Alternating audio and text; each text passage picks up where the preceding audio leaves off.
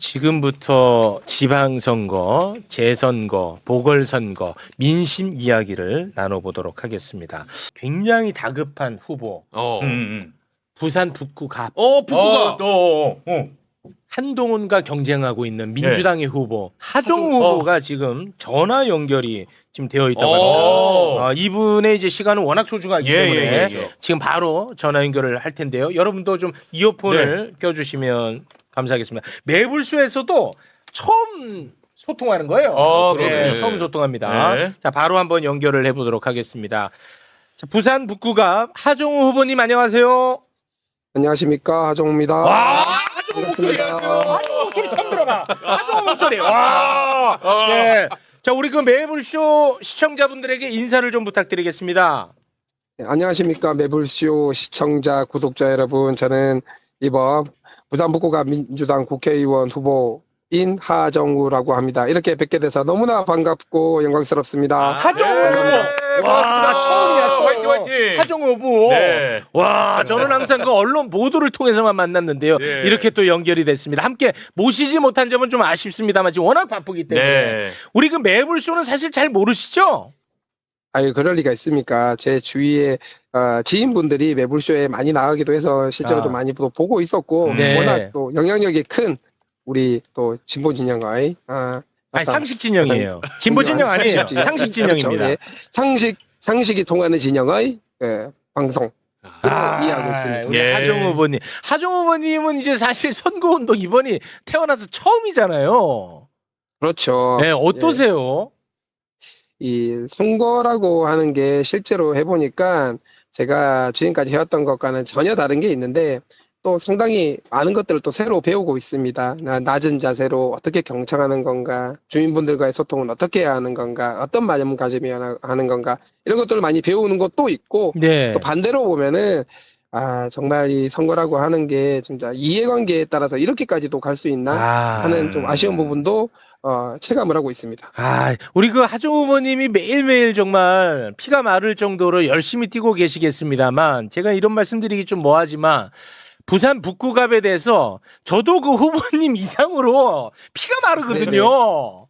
예. 저 한동훈이 아주 정말 너무 고통 만드는 사람입니다, 제가. 네네. 그거 어떻게 좀 안 되겠습니까, 후보님? 네, 열심히 저희나 저희 캠프에서는 열심히 하고 있긴 한데 예. 지금 저쪽 후보 쪽에서 하는 물량 공세, 특히 외지인들 북구 외부에 있는 사람들이 많이 와서 여러 가지 또 뭐 사람 머릿수가 많은 걸 넘어서서 전세 버스를 왕창 대절해서 데리고 와가지고 세무를 한다라든가 혹은 선거 운동을 하는 다른 뭐 저희 캠프뿐만 아니라 저쪽 국민의힘 캠프에 대해서도 좀 방해에 가까운 것들도 많이 하고 제가 지나가거나 혹은 선거 유세를 하고 있을 때 막 야유를 보내기도 하고 이런 선거운동 방해에 가까운 것들을 굉장히 많이 하고 있습니다. 그렇게 해서 전반적으로 좀 북구 지역의 선거 운동 자체가 정상적이지 않게 진행되고 있다. 이런 상황입니다. 예. 그런 상황 속에서 이제 등록하지 않은 선거사무소는 이제 불법이라는 거 우리가 엄청 알고 많이 돼 있잖아. 근데 그 한동훈 지지자들이 쉴 수 있는 등록되지 않은 공간 휴게소가 있어. 이거 사실 그 선거법 위반 소지가 굉장히 다분하거든요. 요거를 그 선관위에서 조사를 하고 있다는 보도는 제가 봤는데 이거 어떻게 그 대응하고 계세요? 그래서 실제로 뭐 그런 뉴스를 저희도 접하고 굉장히 어느 정도 그 의심을 하고 있었는데 좀 상당히 당혹스럽고요. 그리고 이 부분 관련해 가지고는 뭐 선관위에서는 뭐 검토를 하고 있다고 하는데 당 차원에서 좀 고발들을 포함한 신중하게 좀 보고 있는 것 같고요. 실제로 저희가 이 자원봉사자라고 하면서 와 있는 분들의 어떤 행동, 그다음에 선거운동하는 방식, 그리고 움직이는 어떤 전반적인 동선이라든가 이런 걸 보면 저희의 선거 사무원 분들보다 훨씬 체계적으로 딱딱딱 움직이는 것 같아요. 그리고 실제로 많은 분들이 그렇게 말씀들을 하십니다. 이런 것들이 정말 자발적으로 어떤 체계 없이 진행되는 게 가능한가라는 생각들을 많이 하시는 것 같아요. 네. 그 한동훈 후보의 뭐 이런저런 사실 그 문제에 대해서는 매불쇼가 아주 매일같이 다루고 있으니까요. 그거는 저희에게 좀 맡겨주시고 우리 하정우 후보도 그러면 한동훈 후보의 물량 공세처럼 뭔가 좀 뭐라도 막 쏟아 부어야 되는 거 아닌가? 제가 좀 너무 다급한데요. 어떻습니까? 예. 실제로 저는 북구 주민분들이 가장 많이 말씀을 주시는 게 두 가지가 있습니다. 네. 첫 번째, 전재수처럼 잘해라. 이거는 뭐 당연한 거니까 빼고요. 하나는 살기가 너무 어렵고 우리는 상당히 소외되어 왔으니까 발전을 시켜줬으면 좋겠다. 그래서 좀 실질적으로 발전할 수 있는 얘기를 해달라가 하나가 있고, 두 번째는 싸우지 좀 마라. 나 싸우는 거 너무 보기 싫다. 뭐 토론에 대한 얘기가 아닙니다. 네거티브하고 상대 공격하고 비방하고 이런 게 너무 보기 싫어가지고 정치 혐오가 된다는 말씀을 되게 많이 주세요. 그래서 발전이 필요한 상황에 주민들이 네거티브를 싫어하시니까 저는 주민들의 의견을 받아서 정말 정정당당 공정하게 진행을 하고 있었는데 지금에 돌아가는 판이 그렇게 막 좀 정말 이제 정정당당하게 정책 얘기만 하는 게 정말 가능한 일인가라고 회의감이 들 정도로 좀 굉장히 어려운 상황이고요.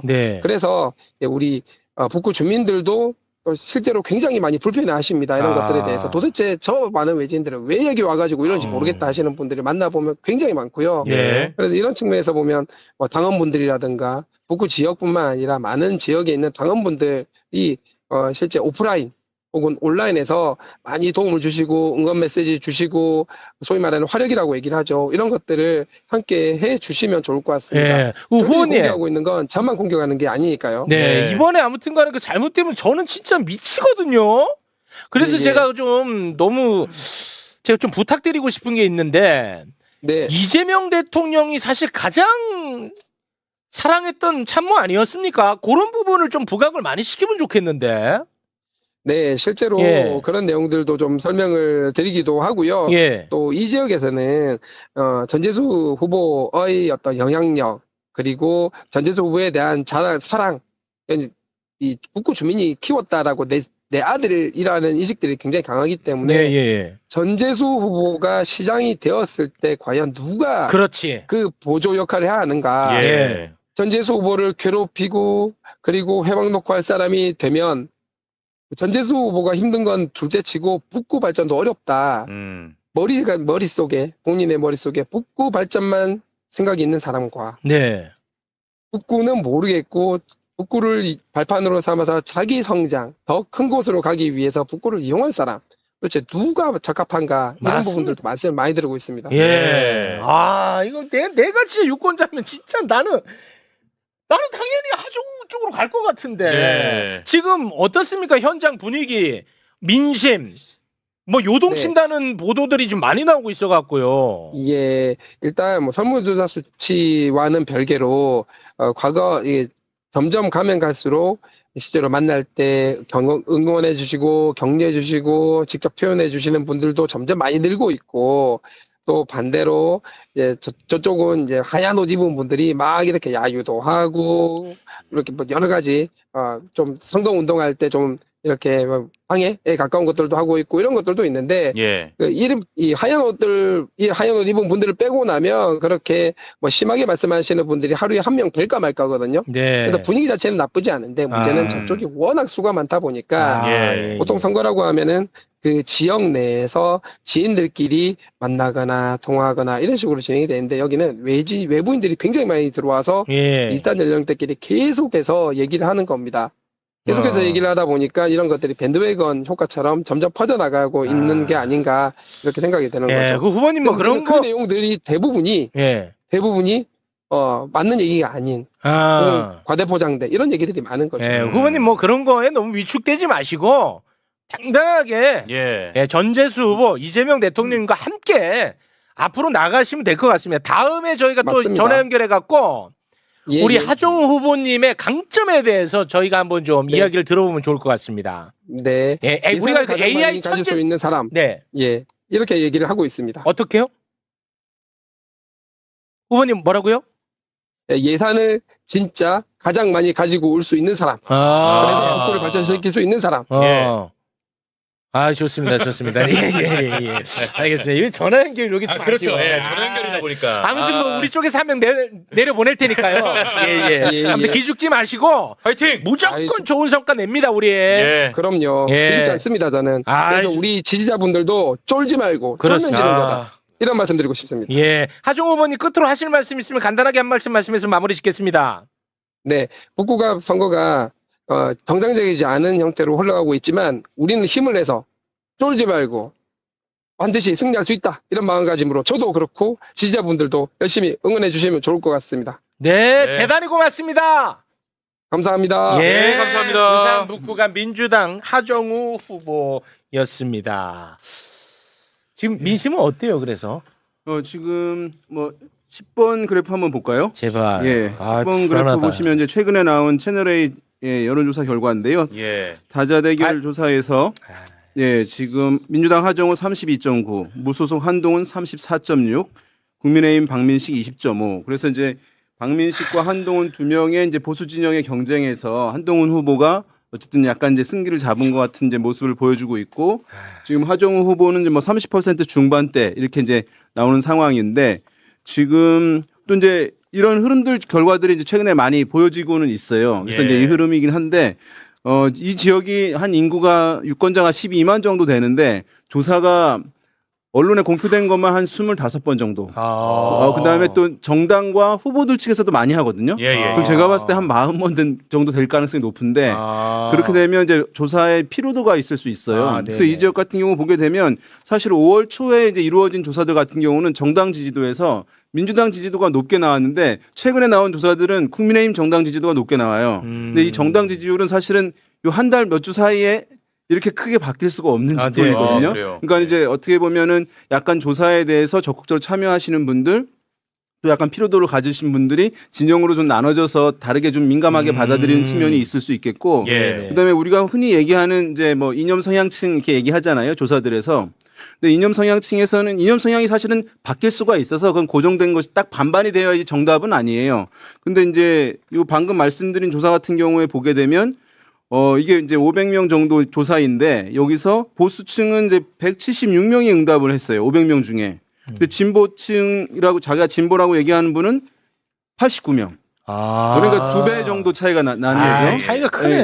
그러니까 물론 차이가 이제 이 부산이라고 하는 점을 감안하면 차이가 있을 수밖에 없어요. 보수 비율이 높긴 한데 2배까지 차이 나는 것은 흔치는 않거든요. 그러니까 이게 이제 뭐 이것 때문에 다 틀렸다 이렇게 얘기할 수는 없을 텐데 조사들이 이제 만약에 약간 이제 40, 50대 좀 진보 성향층들이 조사가 워낙 많다 보니까 약간 참여도가 꺼려지는 분들이 이제 있을 수 있는 부분들이 있어서 어쨌든 지금은 접전 상황이다 이렇게 보시면 좋지 않을까 생각됩니다. 우리 박지훈 교수님, 이 부산 북구갑 저는 진짜 너무너무 관심 지역구란 말이죠. 캠페인의 그 방향성은 어떻게 갖고 가는 게 유리할까요? 이제까지 잘못했죠. 잘못했어요? 중앙 언론과 우리들의 호들갑이 한동훈을 키웠다. 한동훈은 그래요? 쉽게 말하면 건드리고 때리면 커지는 사람입니다. 자, 한동훈은 강력한 지지층을 가지고 있지 않습니다. 그렇죠? 여론이 떠오르지 않으면은 사람들이 한동훈을 관심 받게요. 근데 우리라든가 국민의힘은 전통적이고 강한 밑바닥 지지층을 가지고 있습니다. 근데 한동훈을 자꾸 때리니까 커진 거예요. 초반에 우리가 이제 전략 실패다 저는 이렇게 말씀드리고 싶고요. 아니 근데 그 보수 언론에서는 때리는 게 아니라 엄청 키워요. 키웠죠. 네네. 키웠죠. 근데 같이 우리도 호응했잖아요. 우리도 지도부 내려가가지고 뭐 분위기 만들고 했잖아요. 그런 부분이 있고요.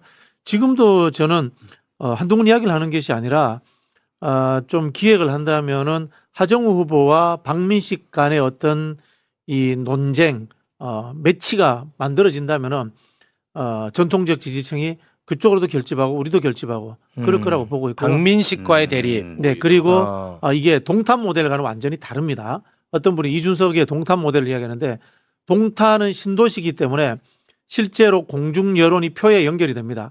동탄의 아파트에 우리 앞집에 우리 아래층에 누가 사는지 모릅니다. 그렇기 때문에 밖에 나가서 선동운동하는 것보다는 중앙 여론을 통해서 분위기를 만드는 것이 표에 도움이 됩니다. 그러나 여기는 30년, 40년 같이 산 사람들이 있기 때문에 바닥 네트워크가 되어 있습니다. 그래서 그 동탄과는 다르다.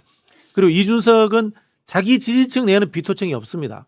근데 한동훈은 자기 지지층 내에도 비토층이 있어요. 뭐 그렇죠. 한계가 분명히 있다는 겁니다. 네. 그리고 우리 윤여정 대표도 말씀하셨지만은 이념이라는 것이 하루아침에 바뀌지 않습니다. 즉 한동훈은 오른쪽으로 가려고 하니까 배신자 프레임에 의해서 가기가 어렵고 왼쪽으로 오니까 사실 중도 진보로까지 넘어와야 되는데 그 표를 가져가기가 어렵습니다. 네. 지금 현재 상황은 하정우 후보가 우리 표를 다 결집시키지 못하고 있는 상황이에요.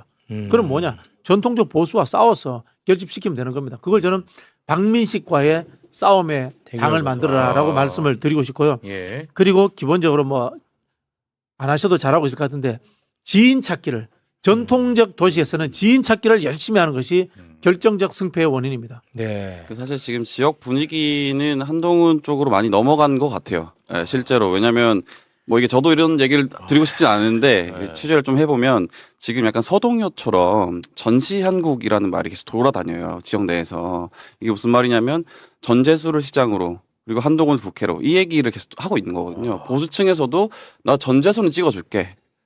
근데 하정우는 못 찍겠다. 요런 분위기가 좀 있어요. 그 말이 안 돼. 예, 이게 있는 건 확실하니까 사실이니까. 사실 방금 말씀하신 것처럼 하정우 후보는 지역에서 물론 열심히 해야 됐지만 지금은 공중전을 통해서 지인 찾기에 좀 더 집중을 하면 좋겠다라는 생각을 합니다. 알겠습니다. 자, 아까 박근혜 이야기를 잠깐 했었는데 요 얘기 잠깐 하고 가도록 하겠습니다. 국정농단으로 탄핵이 됐어. 22년 선고 받았어. 고개 들고 다니면 안 돼. 그런데 지금 박근혜는 대구 칠성시장을 찾아서 내란 중요 임무 종사인 피고인 추경호 후보 지원했고 충북 옥천 찾아서 김영환 충북지사 후보 지원했어. 이게 있을 수 있는 일이냐 이겁니다. 잠깐 영상으로 보고 오겠습니다.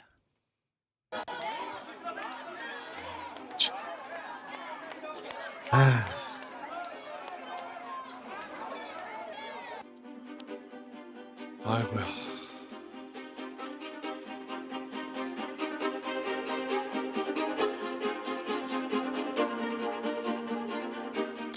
부산도가 대전도 방문을 했고 지금 부산도 가고 또 28일에는 강원도 원주도 찾을 예정이라고 합니다. 지금 전국적으로 다니려고 작정을 한 것 같아요.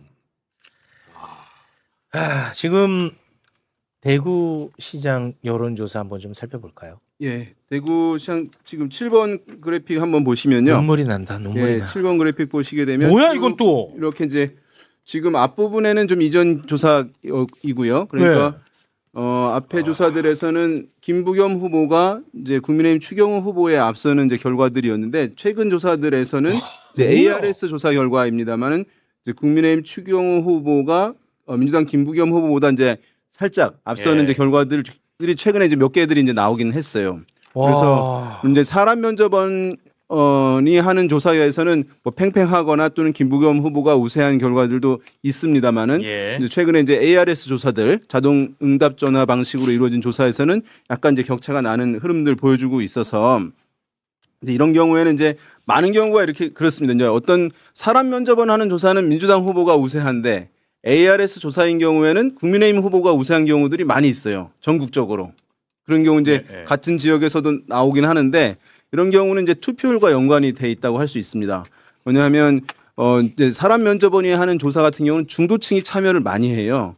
그러면 투표장에 중도층이 많이 나오면 유사해질 거 아닙니까? 그럼 투표율이 높아질 경우에는 민주당 후보가 우세한 전화 면접 조사의 결과의 유사성이 높아져요. 그럼 높아진다는 건 어느 정도냐? 그러면 한 60% 가까워지면 높다고 얘기를 해요.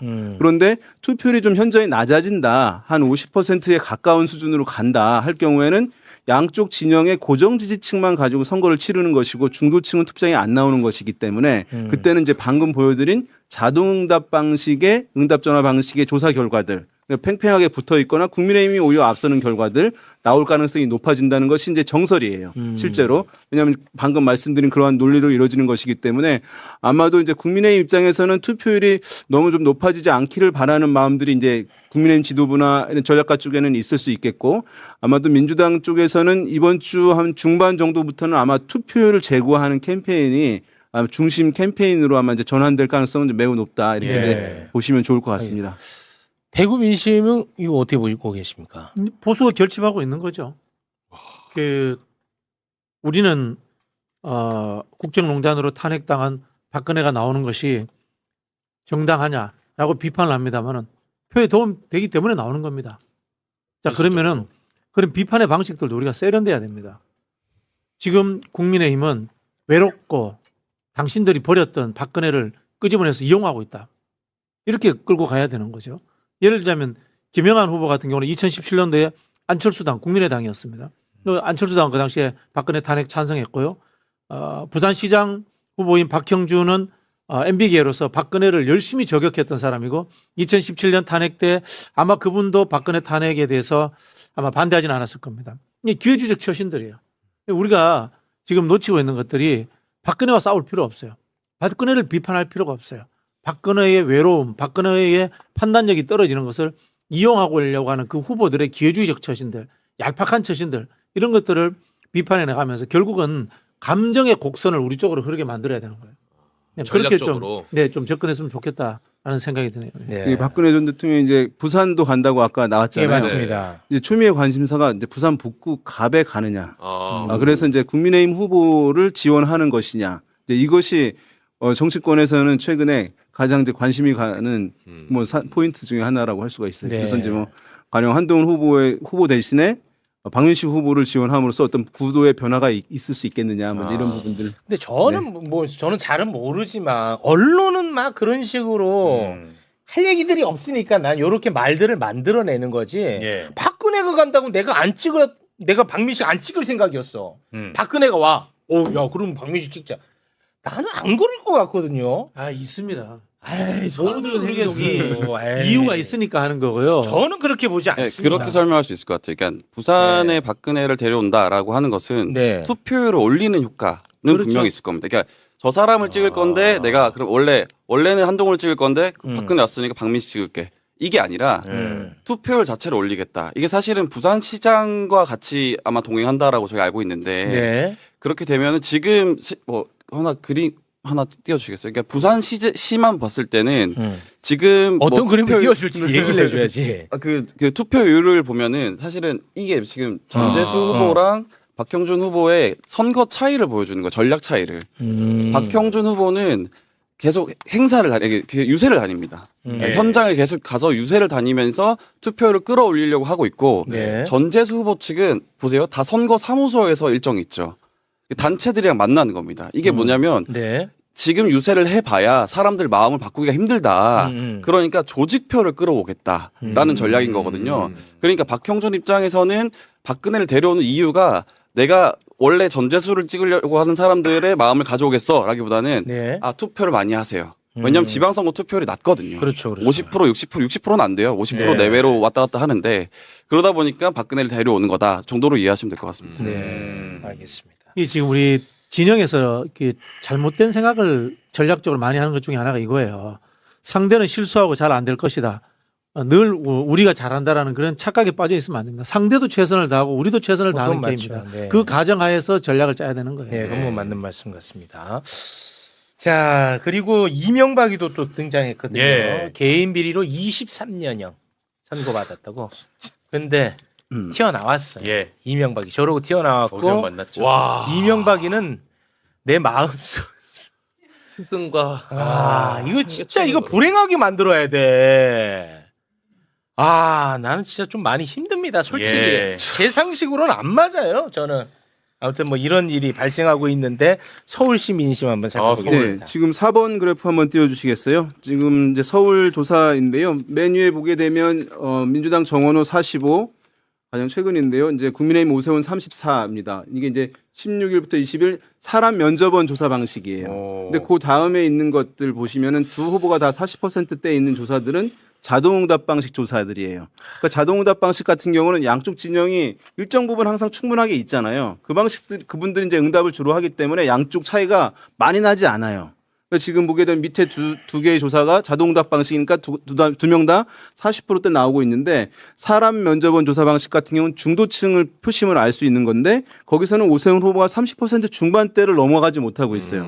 그러니까 그러니까 서울 시민들 중에서 중도 성향이 있는 분들 같은 경우에는 이제 오세훈 후보에게 마음을 충분하게 이제 주지는 않고 있는 상황에 보수층의 결집들은 어느 정도 이제 이루어진 상황이라고 할 수 있는데 그래서 지금까지 어쨌든 근데 캠페인을 보시게 되면 오세훈 후보가 공세하고 정원호 후보 측은 방어하는 수세적인 캠페인이 지금까지 사실은 왔는데 최근에 있었던 그 삼성역 GTX-A 철근 누락 관련한 부분으로 공수가 이제 바뀐 거예요. 제가 봤을 때는 아마 정원호 후보 측이 거의 처음으로 공세적인 캠페인을 최근에 하는데 아마 이 문제 같은 경우는 이제 그 전에 부동산 관련 이슈가 이제 굉장히 이제 부상하는 흐름들 또 오세훈 후보도 그것을 이제 강조를 하던 상황인데 철근 누락 관련한 사안이 정원호 후보한테 엄청 도움이 됐다고 할 수는 없겠지만 이 부동산 관련한 이슈들이 추가적인 논의하는 것을 막아주는 효과가 있는 것 같아요. 그러니까 서울은 부동산 이슈로 이제 전개될 경우에는 오세훈 후보 상당히 이제 유리해질 수 있는 것이거든요. 왜냐하면 서울시 같은 경우는 이 부동산 벨트 선거가 워낙 이제 강력하게 흐르기 때문에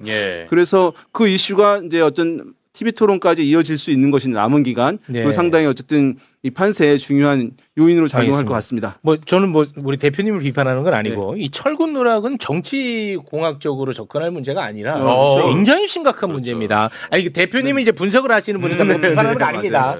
이거는 정말 심각한 문제야. 철근 누락 생명. 이거는 진짜 참사로 이어질 수 있는 굉장히 심각한 문제라서 저희는 계속해서 관심을 갖도록 하겠습니다. 김관영 무소속 후보처럼 이재명 대통령을 세일즈 하는 게 그게 잘하는 행동이에요. 저는 뭐 김관영 후보를 절대 지지하지 않습니다만은 그런 좀 전략들을 각 캠프에서 한번 짜봐야 돼요. 네, 알겠습니다. 요거는 좀 시간 관계상 빨리 좀 여쭤볼게요. 그 울산시장 선거로 우리가 또 관심을 많이 갖지 않았습니까?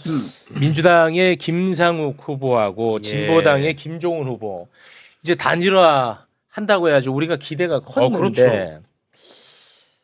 갑자기 김상욱 후보가 국민의힘 지지자들의 역선택을 이유로 단일화 중단을 선언을 했어요. 요거는 어떻게 되고 있어요? 일단 결론부터 말씀드리면 울산은 이제 단일화는 쉽지는 않을 것 같습니다. 단일화가 어려워졌어요? 어려워졌고 이제 진보당 쪽에서 굉장히 너무 마음이 많이 상해 있는 상태고 이게 경위를 좀 말씀을 좀 드리면 저도 김상욱 캠프가 잘 이해는 안 돼요. 사실은 취재를 해보면 뭐냐면 23일, 24일, 그러니까 토요일과 일요일에 여론조사를 통해서 단일화를 하기로 했는데 23일이 지났고 24일 일요일 아침에 김상우 후보가 김종훈 진보당 후보에게 연락을 해서 이게 지금 조직적인 세력이 개입이 된 것 같다. 그래서 여론조사를 중단해야겠다라는 통보를 합니다. 근데 김종훈 후보 입장에서는 이게 무슨 소리냐? 잠깐 내가 알아보겠다 하는 사이에 이제 김두관 선대본부장이 여론조사 중단 기자회견을 해요. 그래서 사실은 진보당 입장에서는 왜 그렇게 되는 것이냐라는 물음이 가질 수밖에 없는데 김상호 캠프에서는 그거에 대해서는 명확한 답을 못 하고 있습니다. 그러니까 사실 뭐 김상호 캠프에서는 여론조사를 돌려받고 여론조사 기관에서 결과를 받아봤는지 혹은 어떤 얘기를 들었는지 모르겠지만 어쨌든 여론조사 기관에서 어떤 얘기를 들었고 그래서 이게 문제가 있다고 해서 중단을 했기 때문에 이게 사실 진보당 입장에서는 그럼 어떤 얘기를 들었느냐 그걸 밝히지 않으면 우리는 다시 단일화하기 어렵다라는 상황이고 그래서 그 이후로는 아예 실무진조차 접촉하지 않고 있는 상황입니다. 그렇기 때문에 울산은 약간 단일화가 쉽지 않은 상황이다라고 볼 수 있을 것 같아요. 진짜 당장 너무, 이번 주 금요일이 사전 투표라 너무 속상하다, 솔직히. 네, 정말 속상합니다. 진짜 너무 속상하다. 내 솔직히 말하면. 내가 진짜 솔직히 고백하면 내 이런 얘기 하는 게 맞는지 너무 속상해서 단일화 여론조사 100%로 했잖아. 근데 저는 솔직히 이제 고백하자면 매우 불공정하게 김상욱 후보만 불렀어요, 매불쇼에. 그랬잖아요. 그리고 이게 정말 가장 아름답게 단일화가 돼야 누가 되더라도 그쪽으로 표가 다 가지 않을까 하는 우리가 정말 마음을 얼마나 졸이면서 기다렸습니까?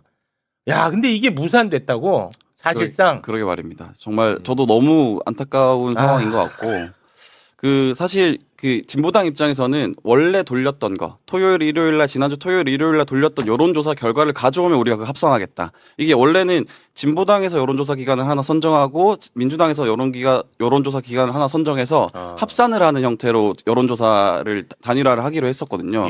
그러니까 우리는 다 했으니 진보당 입장에서는 우리는 다 했다. 토요일 일요일 다 했으니까 민주당 너네가 한 거 가져와. 원래 했던 거 가져오면 우리가 합산할게. 라는 입장입니다. 그것은 변함이 없는 거라서 사실상 단일화는 쉽지 않지 않을까. 근데 김상욱 후보는 다시 한 번 더 하자. 단일화 여론조사를 다시 돌리자라는 입장을 밝혔죠. 그래요? 예. 근데 오늘이 화요일인데 그럼 금요일 내일과 내일 모레 여론조사 다시 하자. 역선택 방지 조항을 넣어서 다시 하자라는 입장입니다. 당장 해결해야 되네 지금. 네. 요거는 일단 바로 포기는 하지 않겠습니다. 저는 제 마음은. 네. 저도 포기는 하진 않는데 사실 쉽지는 않을 것 같다 생각이 단일화 할 때 이제 이런 논란들이 워낙 클 수 있기 때문에 설문 설계를 사실은 정교하게 하는 것이 그렇죠. 예, 많이 학습이 되어 있는데 지금 예. 이제 투명하게 공개가 되어 있지 않아서 어떻게 됐는지 모르겠는데 예. 역선택 조항이 만약에 없었다고 한다면 없었습니다. 예. 예, 그 상당히 사실은 이제 좀 신경을 정교하게 쓰지 못하는 것이라고 할 수 있어요. 처음에 네. 이제 지지 정당을 물어야 되는 그 문항이 대단한 게 아니라 처음에 어느 정당을 지지하십니까를 맨 먼저 물어요. 그러면 뭐 국민의힘을 지지한다라고 하면 조사가 끝났습니다. 이제 대상이 아닙니다라고 얘기하고 나머지 사람 가지고 하면 되는 것이거든요. 예. 근데 이걸 안 하게 되면 이제 그 응답을 속이는 경우들이 이제 있을 수 있는 것이니까 논란이 있을 수 있는데 그 부분이 좀 아쉽네요. 근데 이제 여론조사 방법에 대해서는 두 캠프에서 합의가 된 상황입니다. 그럼에도 불구하고 이게 합의를 여론조사를 중단했기 때문에 조금 진보당 입장에서는 마음이 많이 상할 수밖에 없죠. 네. 알겠습니다. 자, 그리고 평택을 김용남 후보 차명으로 대부업을 운영한 의혹이 이제 터졌고 TV조선을 통해서 관련 녹취가 계속해서 지금 쏟아져 나오고 있는 상황인데 이 부분과 관련해 가지고는 지금 뭐 민주당은 어떤 상황인가요? 사실 이 부분에 대해서는 어떻게 될 것 같으냐라는 질문도 많이 받고 저도 취재를 많이 해봤는데 그 뭐 후보를 사퇴시켜야 된다라는 말도 있잖아요. 일각에서는. 근데 그렇게 가긴 힘들 것 같고 예. 개인이 극복해라. 그런 정도의 얘기가 나온 걸로 알고 있습니다. 캠프에서도 얘기를 듣기로는 네. 김용남 후보가 돌파해야 되는 문제다라고 생각을 하고 있습니다. 근데 후보 차원에서 이 부분에 대해서 이제 해명을 하고 있거든요. 네. 그런데 저는 최소한 조금도 설득이 안 돼요. 네. 저한테는 네. 조금도. 그러니까 그런 거죠. 예. 법적으로 문제가 없다. 그거는 뭐 따져봐야 되는. 그러니까 그 문제고. 김용남 후보 캠프의 입장은 법적으로 문제 없다는 걸로 계속 이제 대응을 해가는 것 같습니다. 네. 우리 교수님은 혹시 뭐 덧붙일 말씀 좀 뭐 있으십니까? 도덕적 문제에서는 뭐 비판의 여지도 있고요. 그러나 이게 어느 선인지 저는 사실 잘 모르겠어요. 이런 네네네. 사실관계들은. 그렇고 전략적인 부분에서는 조언을 해드리자면은 진솔하게 밝히고 그다음에 다른 큰 이슈를 던져서 여기서 탈출할 필요가 있지 않느냐. 뭐 그런 말씀 드리고 싶네요. 네.